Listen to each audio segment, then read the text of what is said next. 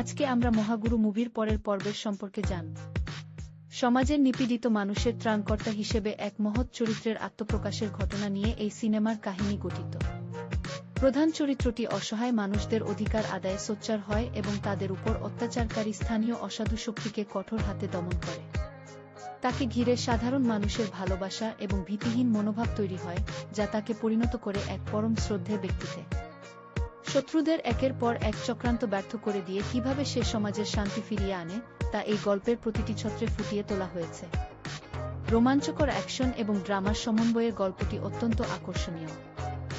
আজকে আমরা মহাগুরু মুভির পরের পর্বের সম্পর্কে জানব। সমাজের নিপীড়িত মানুষের ত্রাণকর্তা হিসেবে এক মহৎ চরিত্রের আত্মপ্রকাশের ঘটনা নিয়ে এই সিনেমার কাহিনী গঠিত। প্রধান চরিত্রটি অসহায় মানুষদের অধিকার আদায়ে সোচ্চার হয় এবং তাদের উপর অত্যাচারকারী স্থানীয় অসাধু শক্তিকে কঠোর হাতে দমন করে। তাকে ঘিরে সাধারণ মানুষের ভালোবাসা এবং ভীতিহীন মনোভাব তৈরি হয়, যা তাকে পরিণত করে এক পরম শ্রদ্ধেয় ব্যক্তিতে।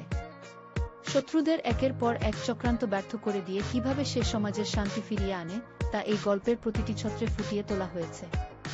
রোমাঞ্চকর অ্যাকশন এবং ড্রামার সমন্বয়ে গল্পটি অত্যন্ত আকর্ষণীয়।